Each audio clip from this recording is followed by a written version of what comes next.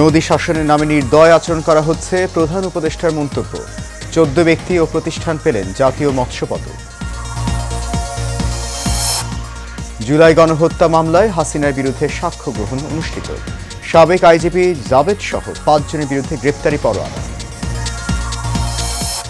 গোয়েন্দা পুলিশের সাবেক প্রধান হারুন সহ 18 কর্মকর্তার সাময়িক বরখাস্ত। স্বরাষ্ট্র মন্ত্রণালয়ের প্রজ্ঞাপন জারি।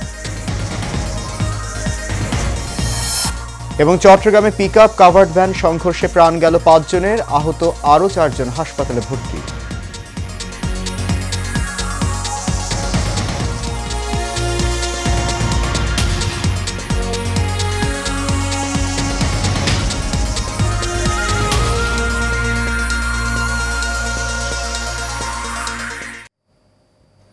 সবাইকে স্বাগত জানাচ্ছি এশিয়ান নিউজে। আপনাদের সাথে আছি আমি সৈয়দ মাহিউজ্জামান মুখর। শুনছেন বিআরবি কেবল ইন্ডাস্ট্রিজ লিমিটেড সংবাদ শিরোনাম। যাচ্ছে পুরো খবরে।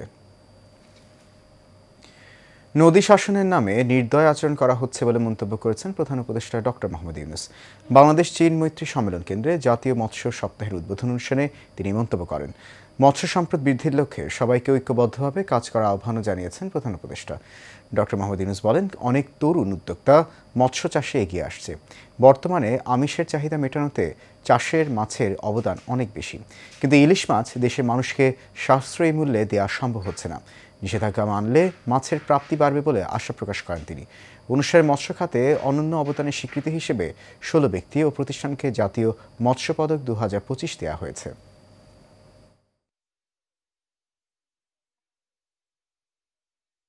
প্রতি যত নির্দয় হওয়ার জিনিস সেটাও করে। আমাদের বর্জ্য তো দিচ্ছি পানির ভেতরে ঢুকিয়ে, এই বর্জ্য যে বিষ হয়ে আবার আমাদের প্রতি আসছে সেটাও আমরা গ্রাহ্য করছি। মাছের সম্ভাবনা প্রচুর, এর সঙ্গে দুর্ভাবনাও প্রচুর। আমার কর্তব্য মনে করছি দুর্ভাবনার কথাটা মনে করিয়ে দেওয়ার জন্য, কারণ সবাই আমরা দায়ী, যে যেখানে আছি না কেন।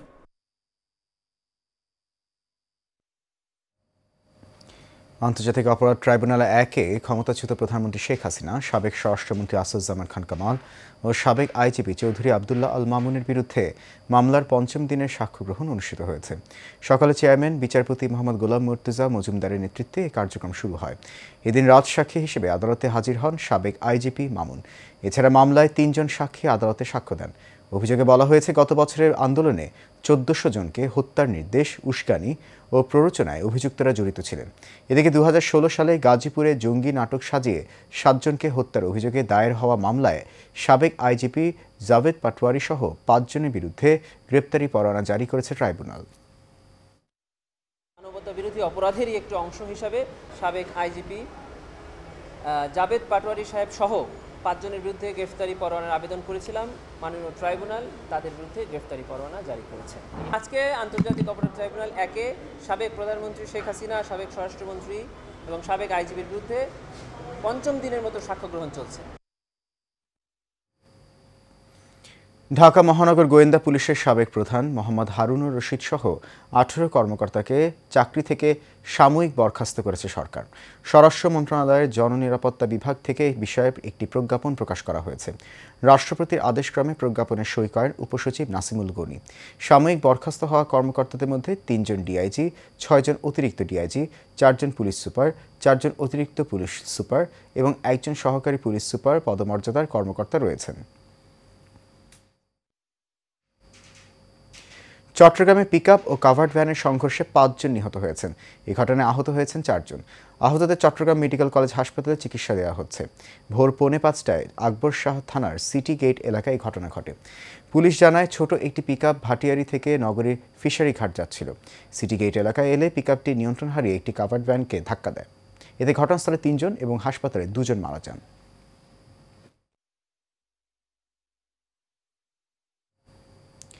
সৎ ছেলেকে হত্যায় অভিযোগে ঘাতককে গ্রেফতার এবং ফরিদপুরে বস্তাবন্দি লাশ উদ্ধারের ঘটনায় প্রধান আসামিকে গ্রেফতার করেছে র্যাব। এছাড়া মোহাম্মদপুরে অস্ত্রসহ বেশ কয়েকজনকে গ্রেফতার করা হয়েছে। দুপুরে রাজধানীর কারওয়ান বাজার র্যাব মিডিয়া সেন্টারে এক সংবাদ সম্মেলনে এই কথা জানান র্যাব 10-এর সিইও। তিনি জানান, কেরানীগঞ্জের হত্যা স্বামী স্ত্রীর বিরোধ নিয়ে এবং ফরিদপুরে সমকামিতার মত বিরোধ নিয়েই হত্যার পর লাশ বস্তায় করে ফেলে দেওয়া হয়। অন্যদিকে অস্ত্র ব্যবসার সাথে জড়িত কয়েকজনকে গ্রেফতার করার কথাও জানান তিনি।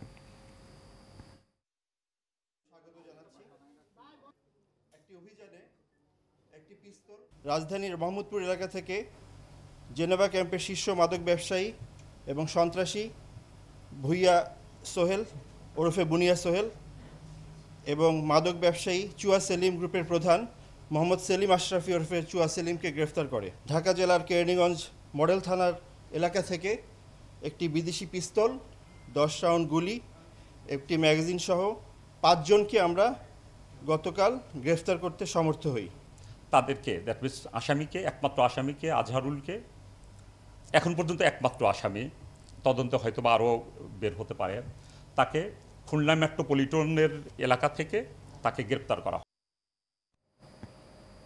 ঢাকা বিশ্ববিদ্যালয়ের কেন্দ্রীয় ছাত্র সংসদ ডাকসু নির্বাচনের মনোনয়নপত্র সংগ্রহের শেষ দিন আজ। নির্বাচনকে কেন্দ্র করে এরই মধ্যে প্যানেল ঘোষণা করে মনোনয়নপত্র সংগ্রহ করেছে বিভিন্ন ছাত্র সংগঠন। ডাকসুতে বাংলাদেশ ইসলামী ছাত্র শিবিরের প্যানেল থেকে ভিপি পদে লড়বেন সাদিক কায়েম এবং জিএস পদে SM ফরহাদ। বাংলাদেশ জাতীয়তাবাদী ছাত্রদলের প্যানেল থেকে ভিপি পদে আবিদুল ইসলাম খান, জিএস পদে লড়বেন তানভীর বারী হামিম।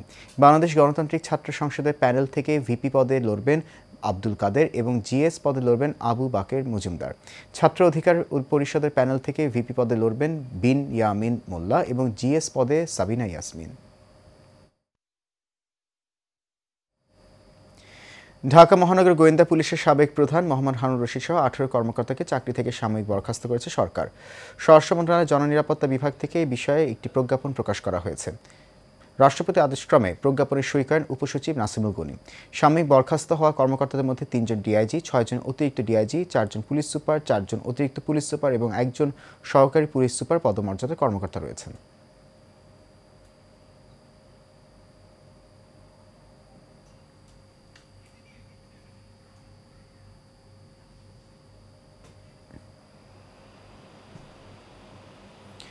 রাজধানী বনানীতে অভিযান চালিয়ে 36 ধরনের অনিবন্ধিত ওষুধ জব্দ করেছে ওষুধ প্রশাসন অধিদপ্তর, যার বেশিরভাগই ভারত ও থাইল্যান্ডের। সকাল থেকে 12টা পর্যন্ত এই অভিযানে নেতৃত্ব দেন ওষুধ প্রশাসন অধিদপ্তরের উপপরিচালক মোহাম্মদ ওয়াহিদুর রহমান। তিনি বলেন, এসব বিদেশি ওষুধ অবৈধভাবে দেশে আনা হয়েছে। নিম্নমানের অনিবন্ধিত ওষুধ বিক্রি অপরাধ, এতে মানুষের প্রাণহানির আশঙ্কা থাকে, তাই এগুলো জব্দ করা হয়েছে। এসব ওষুধের প্যাকেজিংয়ে কোনো নিবন্ধন নম্বর নেই।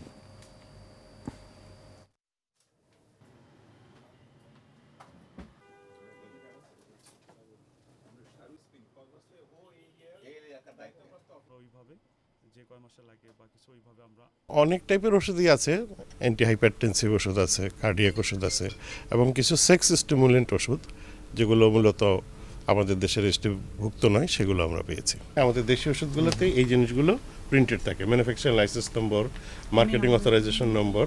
হ্যাঁ, তো এইরকম জিনিসগুলো যেগুলোতে লেখা থাকবে না এবং ভিন দেশি ভাষা থাকবে, বুঝে নিতে হবে এটা আমাদের দেশে রেজিস্ট্রেশনভুক্ত নয়।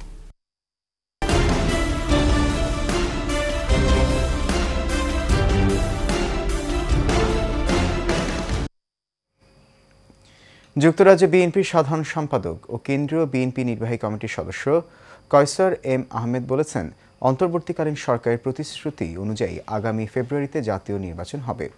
অবাধ সুষ্ঠু নির্বাচন হলে জাতীয়তাবাদী দল বিএনপি সরকার গঠন করবে। সুনামগঞ্জে জগন্নাথপুর উপজেলা বিএনপির উদ্যোগে রবিবার সন্ধ্যায় সৈয়দপুর সাহারপাড়া ইউনিয়ন শাখার নতুন সদস্য সংগ্রহ ও নবায়ন অনুষ্ঠানে যোগ দিয়ে এসব কথা বলেন তিনি। এ সময় তিনি বলেন, বিগত ফ্যাসিস্ট সরকার এদেশে উন্নয়নের নামে লুটপাট করেছে। ইউনিয়ন বিএনপির আহ্বায়ক লুৎফুর রহমান কামালির সভাপতিত্বে ও যুগ্ম আহ্বায়ক মোহাম্মদ রাহিন তালুকদারের সঞ্চালনায় সভায় প্রধান বক্তা ছিলেন জেলা বিএনপির আহ্বায়ক কমিটির সদস্য, সুনামগঞ্জ দায়রা ও জেলা জজ আদালতের পিপি মল্লিক মঈনুদ্দিন সুহেল। বিশেষ অতিথির বক্তব্য রাখেন জেলা বিএনপির আহ্বায়ক কমিটির সদস্য আনসার উদ্দিন, জেলা বিএনপির আহ্বায়ক কমিটির সদস্য।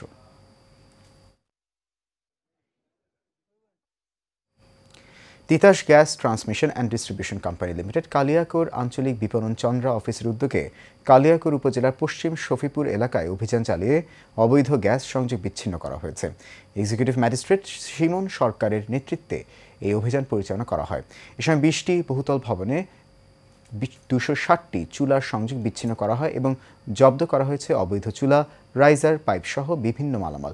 এ সময় আরও উপস্থিত ছিলেন ব্যবস্থাপক প্রকৌশলী মোহাম্মদ আসাদুজ্জামান আজাদ, উপব্যবস্থাপক মোহাম্মদ তৌহিদুল আরিফিন, উপসহকারী প্রকৌশলী আসাদ হাওলাদার ও আতাউর রহমান সহ টেকনিক্যাল টিমের অন্যান্য কর্মচারীবৃন্দ।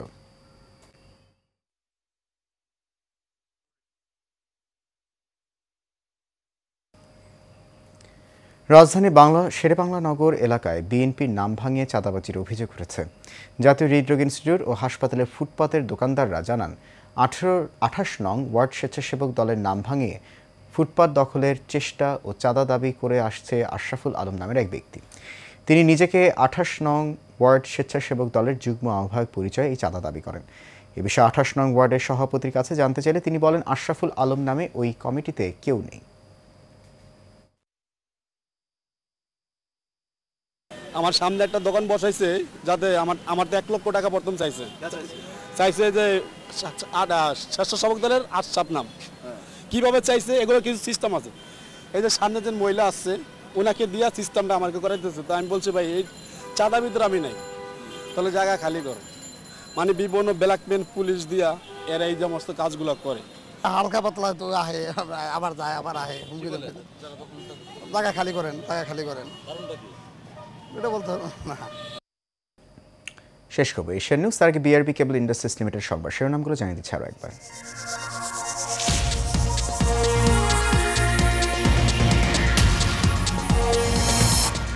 নদী শাসনের নামে নির্দয় আচরণ করা হচ্ছে, প্রধান উপদেষ্টার মন্তব্য। 14 ব্যক্তি ও প্রতিষ্ঠান পেলেন জাতীয় মৎস্য পদক। জুলাই গণহত্যা মামলায় হাসিনার বিরুদ্ধে সাক্ষ্য গ্রহণ অনুষ্ঠিত। সাবেক আইজিপি জাভেদ সহ 5 জনের বিরুদ্ধে গ্রেপ্তারি পরোয়ানা।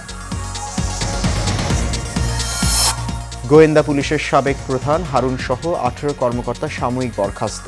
স্বরাষ্ট্র মন্ত্রণালয়ের প্রজ্ঞাপন জারি। এবং চট্টগ্রামে পিকআপ কাভার্ড ভ্যান সংঘর্ষে প্রাণ গেল 5 জনের, আহত আরও 4 জন হাসপাতালে ভর্তি।